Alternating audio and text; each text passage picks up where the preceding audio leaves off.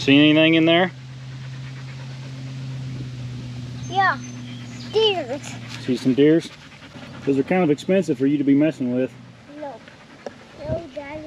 Just wanted to come out here and took a picture for our thumbnail and wanted to give you an intro to this video. This was an episode me and Dan did a few weeks ago on Before the Echo about summertime scouting, and I thought it'd be good to kind of pick and choose things throughout that episode that I thought was really good information for folks this time of year that are interested in. Hey, Daddy. What do you see? A deer.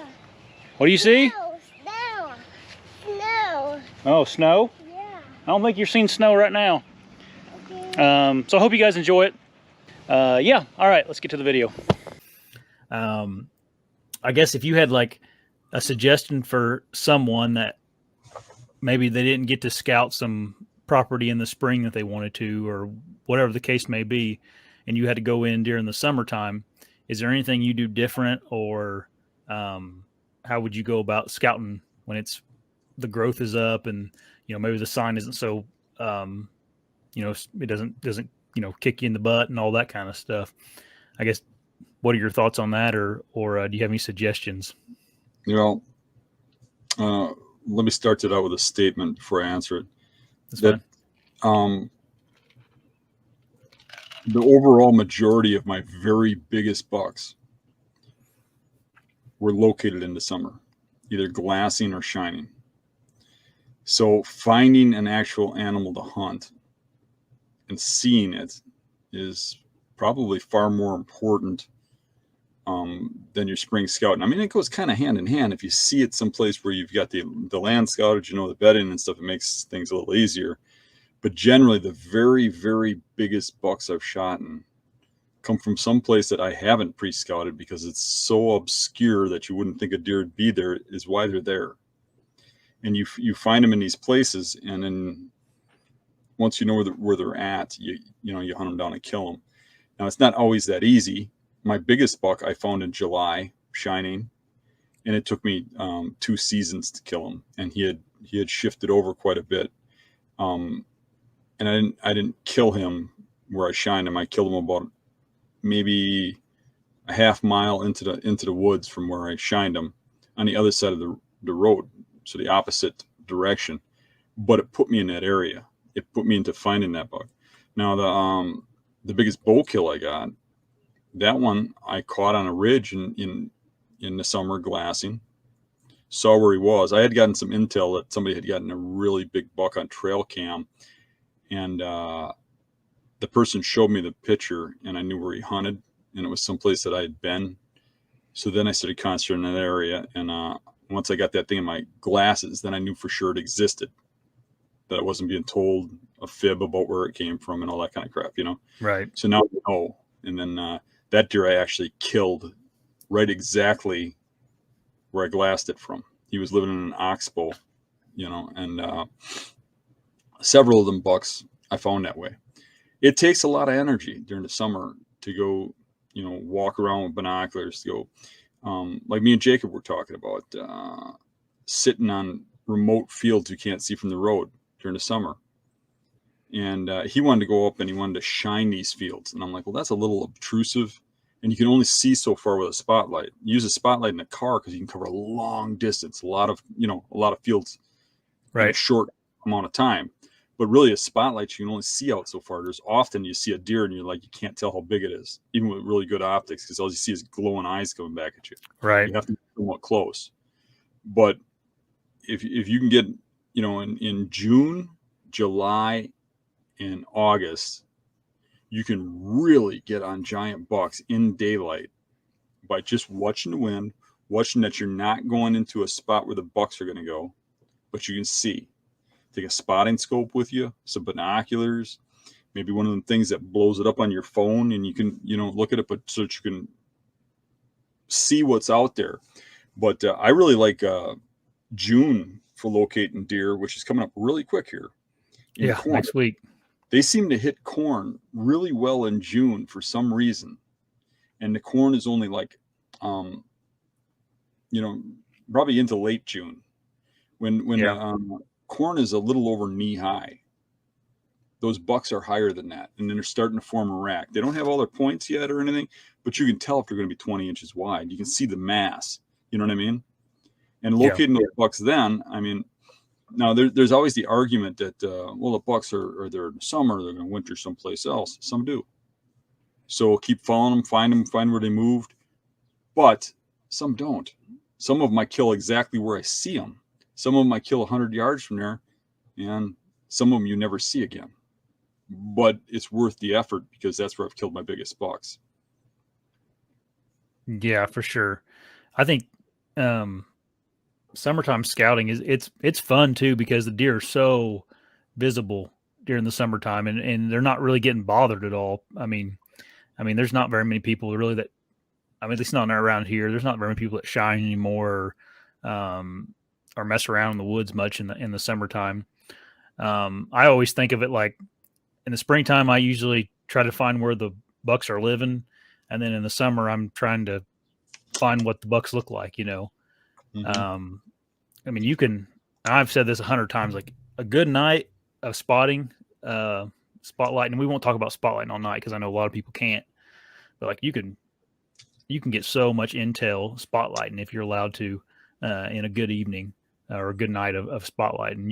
You can see about every buck in the area out in some fields if you're diligent about it. It's like having 10,000 trail cameras.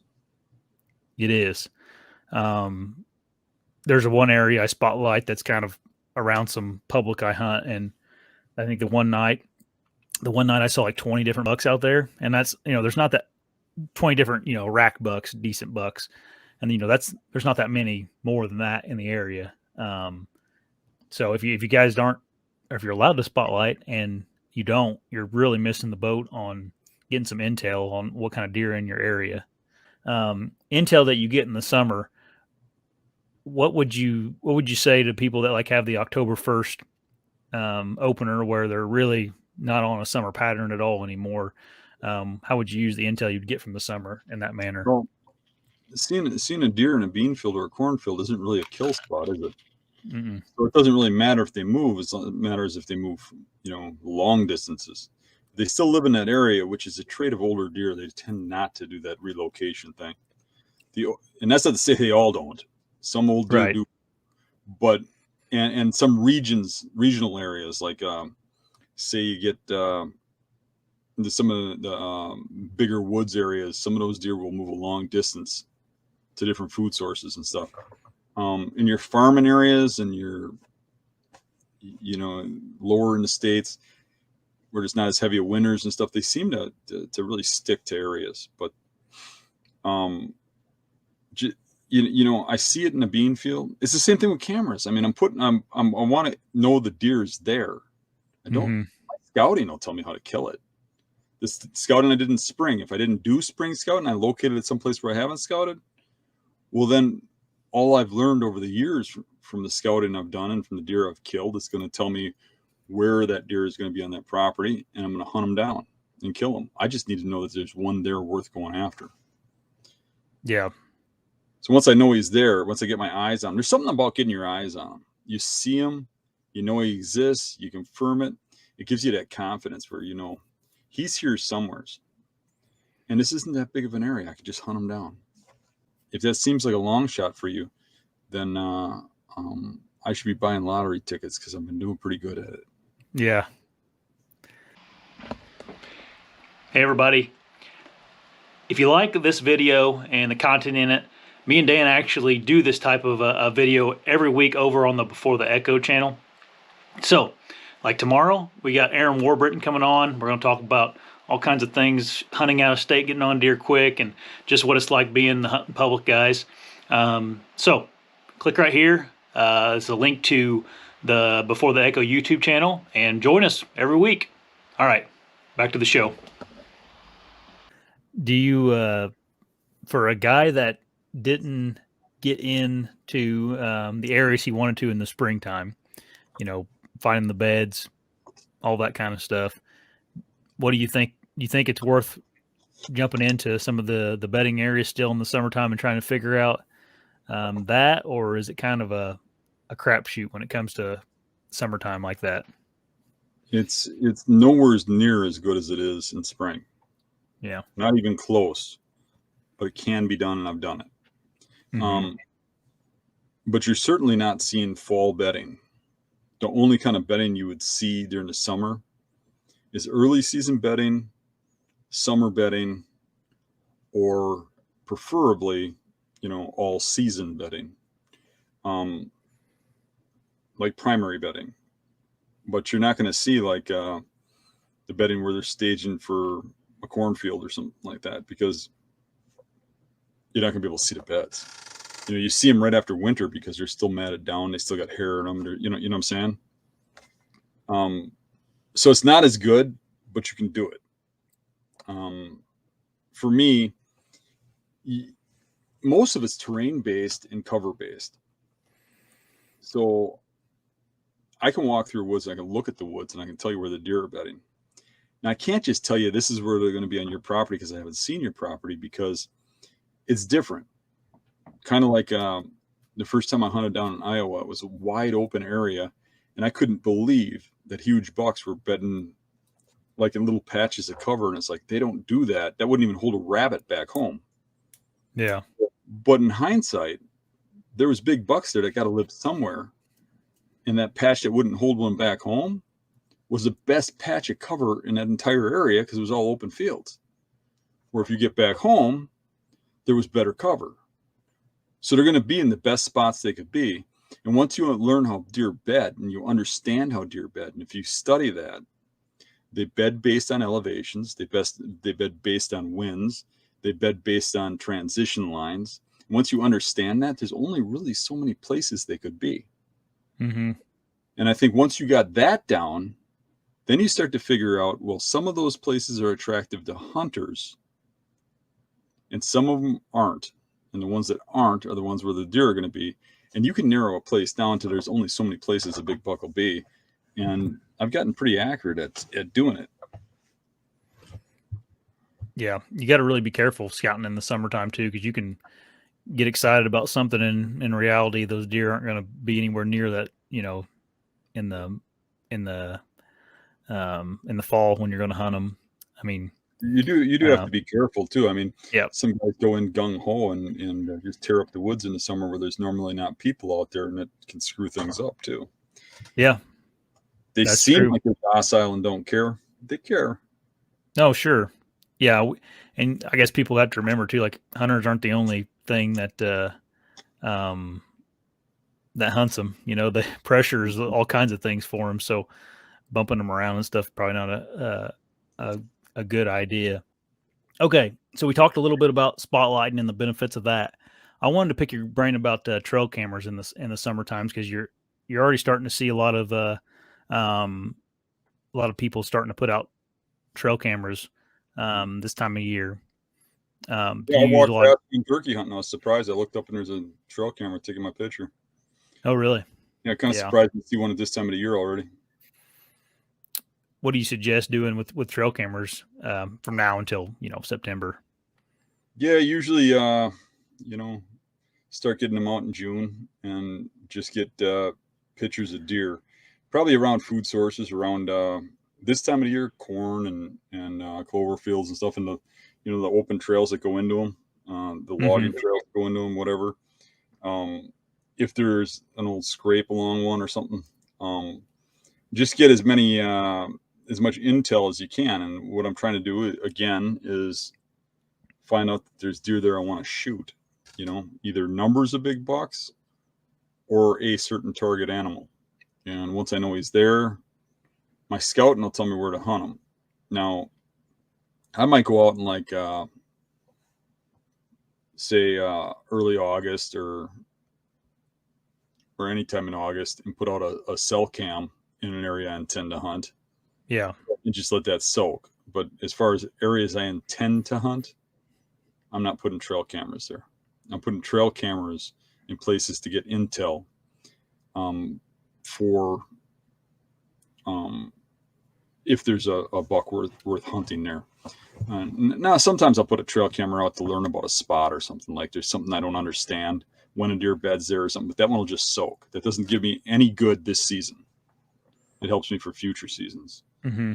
So my main intel with trail cameras at this time of the year would be to find target animals. What about glassing bean fields during daylight hours? How often do you go about doing that? I do that a lot. I'll drive around and glass them. The trouble is, I mean, those deer are pretty smart about staying away from roads. Mm-hmm. A lot of times, if the road's real rural, you get some good views, or really close to dark. If it's but still enough daylight to see them. If the road's a little more used, but the more it gets into that summertime pattern, I think July is like probably prime time for glassing. That's probably the time when they come out the most in daylight. They move like an hour before dark in open area.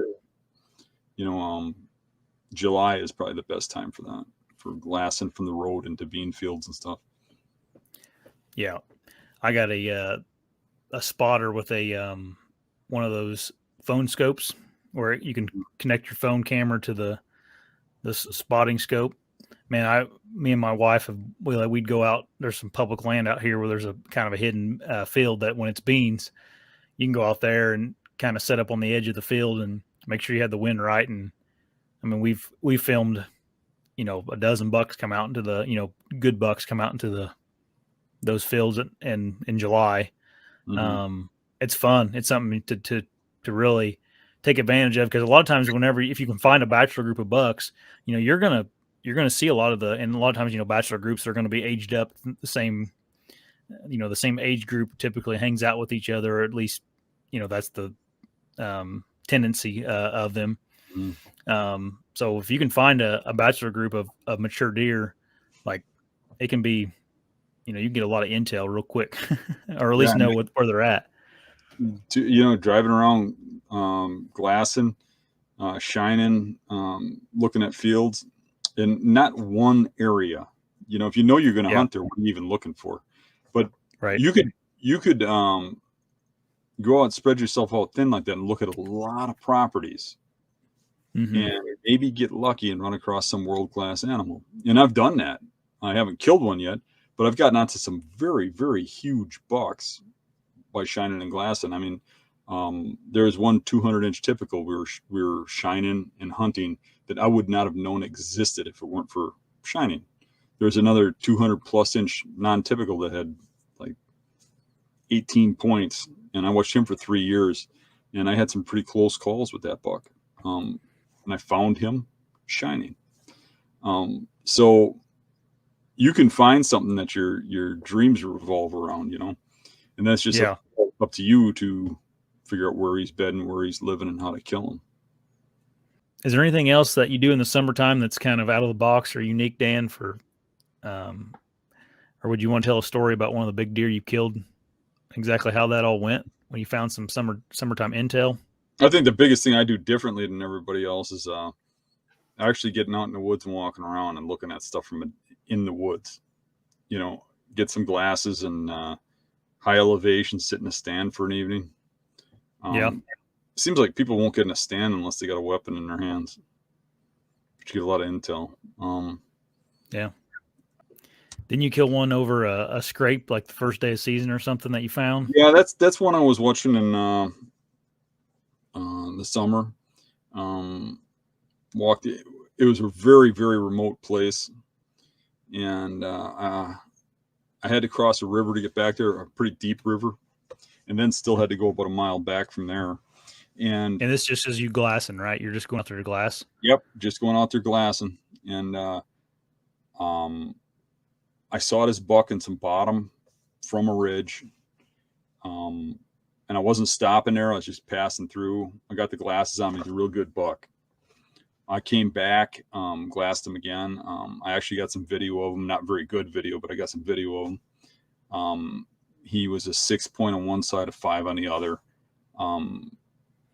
I think he was something like 24, 25 inside spread. Real nice buck. Real heavy mass. That buck was actually working a scrape, and he was coming out of an oxbow. And I went out and watched him a couple times. I could watch him from a long distance from up on a ridge. It was almost like a cliff where he wasn't going up there. He was leaving a different way. and I watched him several times, and just felt like I needed to be in that tree as it got closer to opening day. But that year I had drawn a bear permit, and I had plans for opening weekend. My bear permit started before deer season, but it took me like to opening day to get my deer, and I ran back from northern Wisconsin with the bear in my truck and stopped there to hunt before I even went home. And it was raining all morning, and it was supposed to stop midday. And I got out there about the time the rain stopped, got in that tree over that scrape, and that buck got up out of that bed, came to the scrape, and I arrowed him, and went home with a bear and a buck that day. How prevalent are scrapes during early season to you? If you keep your eyes open, you see them quite often. Bed scrapes are used quite a bit. See, bed scrapes are different than like rut scrapes. So that buck wasn't the only one coming out there. It's just the only one that I was interested in. There's a series of oxbows and points and stuff down there that were bedding, areas. And all the bucks that came out of it met at that scrape, worked that scrape, and moved on. And that was the bucks communicating to each other and setting up dominancy, and that was the king buck. And that's why I was really intrigued in getting there before that rain stopped, because I figured as soon as that rain stopped, he'd want to mark it. And he did. But generally, when I kill them at those scrapes near beds, the bed is usually within 100 or 200 yards of the scrape. And they usually come out in the evening, go straight to that scrape, and then move on. And what's consistent with that is there's usually another bedding area real close by, and both of them have their staging area right at that scrape, But interestingly enough, several of my very largest bucks have come from that type of setup. Yeah. Same. I've killed probably 3 nice bucks early season over scrapes. I like to find them on cornfield edges whenever the corn's up early season, because typically here by October 1st, the beans are dried up or brown, and deer don't have much interest in them, unless they're planted real late and they're still green. But man, early season around here, if you can find a edge of a cornfield with a scrape around it and some decent bedding somewhere near, it seems like a pretty good place to kill a nice buck. But